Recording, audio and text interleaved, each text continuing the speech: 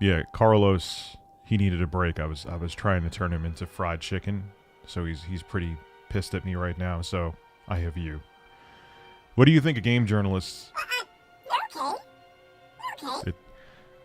Okay. I don't know. Listen to me. Yeah. Listen to me. I'm gonna use you. I'm gonna use you as a side dish with Carlos's fried chicken.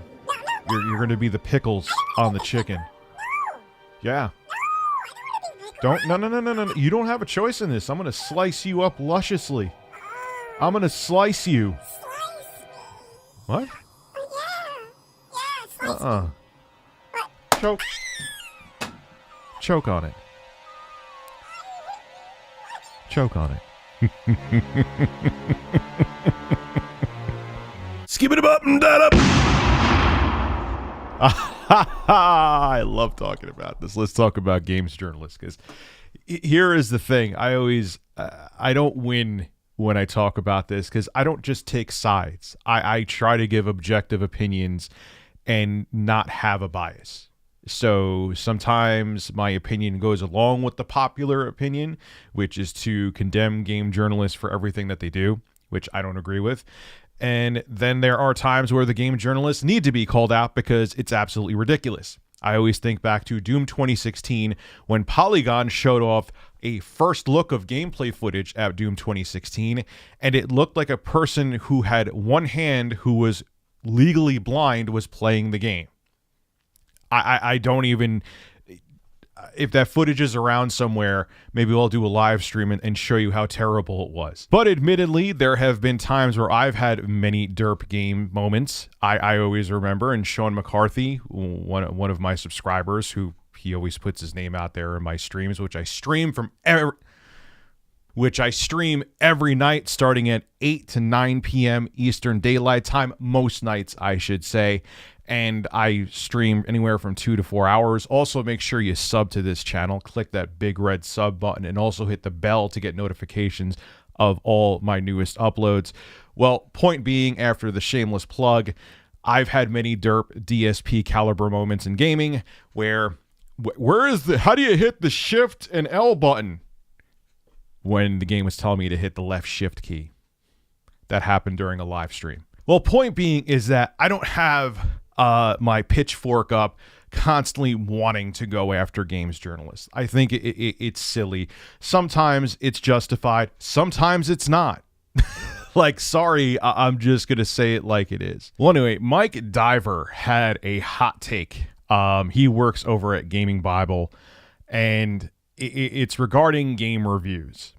And I'm mixed on how I feel about it. I'm not just going to hold up, like I said, Review Pitchforks USA, my pitchfork at him.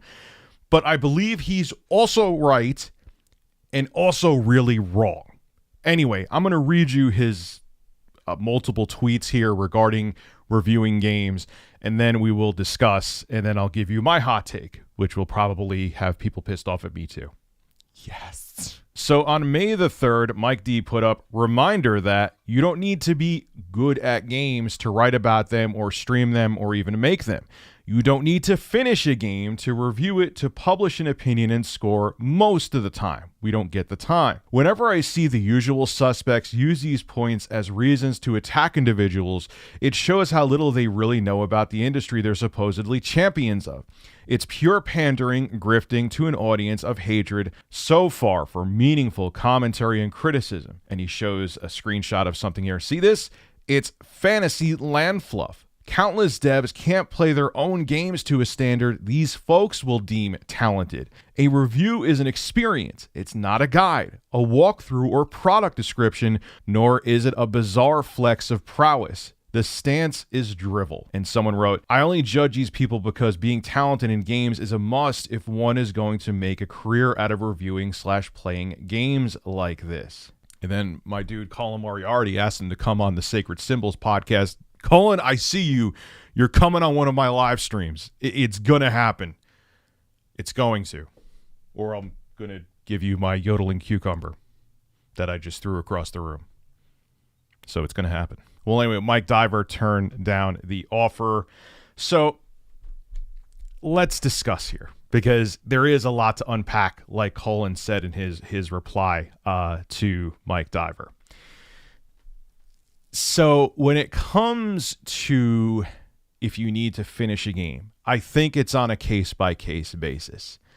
And look, if there's a game where, oh, Rich, the first 20 hours are horrible, but the 21st hour, which is the final hour of the game, whoa, it's crazy. It totally makes it worth it. Granted, the other 20 hours are a boring grind that you'd rather stare at a picture of a horse that's on your monitor right now. It's a good-looking horse, by the way, than actually play the game. But for that last hour, blew my mind. No. I will get, if the game sucks after, like, let's say 6 hours, if not a little less, I'm not going to suffer to have one teeny tiny good experience at the end of the game. If a game loses my attention, no, thank you. Like, I could figure out if the game sucks not even halfway through it. However, asterisk, I think that's what an asterisk looks like. What does it even look like? I'm drawing it in the air with my finger. But anyway, I always think back to what I consider my favorite 8th gen game, which is Dying Light. If you haven't played Dying Light yet, buy it on Steam or buy it you could play it on the Series X and PS5. It's like $20. You get all the DLC and stuff. Please, for the love of God, buy that game. When that first came out in 2015, I remember playing it for a few hours, and I didn't like it at first. I was like, what is this? You have to hit the right bumper to jump, and I was having problems with hanging on to ledges, and you're so underpowered in the beginning. I felt like I was using like this thumb drive to smack the zombies with. That was a terrible example, but you get my point. It just like, man, this kind of sucks. But everyone, I remember Broken Games HD or Broken Games HDR 4K Dolby Atmos HDR10, whatever the hell your name is now. Shout out to my dude though. He was like, what are you talking about, man? This is a good game. You're out of your mind. I think he actually made a video calling me out, and justifiably so, because I was like, all right, you know what? After I saw his video, I'm like, I'll give it another chance. I trust his taste. I'll give it another chance. So I played a little bit more, and I absolutely loved the game. So on the flip side, there's a certain amount of the game you have to play to truly experience it. So if it's like a 60-hour RPG and you played 4.5 hours and you're like, yeah, I'm going to do a review, I don't like it, stop. No, I don't agree with that. So my point being is that there is some times where, yeah, there's a certain amount of a game you have to play to experience it. But on the flip side of that, to be my own devil's advocate, I'm not suffering through 30 hours of a game because at 31 hours, boy, does it get good. I don't have time for that crap. And yes, if you could play 30 hours of a game, in a lot of cases should be enough to review it. Now, this is where I kind of disagree with Mike Diver. You would never want to go use a review of a Dark Souls game or a Souls game if I did a review on it. Why? I suck at Souls games. I don't know why I did that. But why? Because I'm not good at them. I'm not good at the combat. I'm not good at the game. So I can't give you the true experience of what it's like playing a Souls game. So because I don't have the talent to play those games, I'm not the guy you want to review them. Because I'm not into this. Well, I am into the Souls series. It would probably be my favorite series of all time if I was 13, but I just can't. I don't have the skill set. I don't have the time. I can't give you a proper review because I'm not talented enough to give you at the game to give you the proper review. So you do have to have some talent, Mike.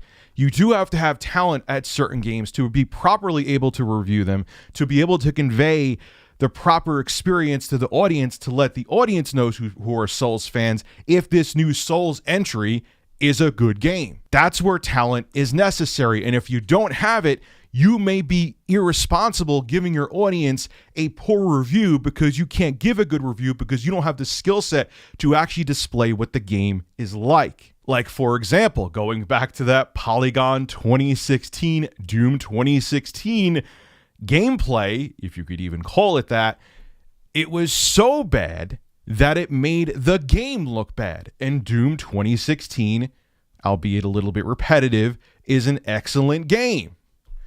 Like, it really, I'm like, man, like, obviously I knew better and I saw the person playing it was piss poor at it, but it actually hurt the way the game looked. Like, that was, I can't believe that's the editor-in-chief, whoever it was at the time, who saw that footage said, yeah, print it, put it up on our YouTube channel, put it up on our webpage. That is great gameplay and that should be up there.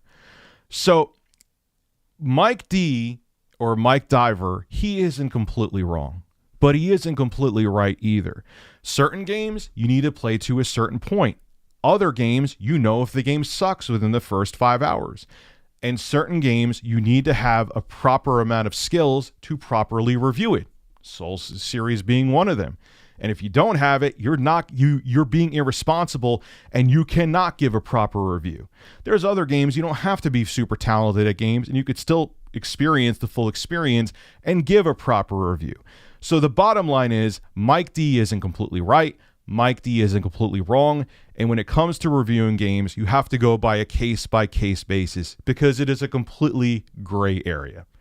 This is Rich of Review Tech USA signing out. Have a good one. Carlos was delicious, by the way.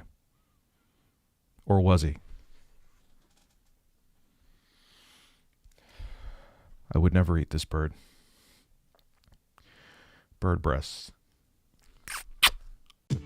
Hey, if you enjoy my content, consider becoming a Review Tech USA member. I'll have a link below in the description. I live stream now on this channel all the time, and it gives you access to cool emoticons to use as well while I live stream. Again, link below in the description. Thank you for your continued support.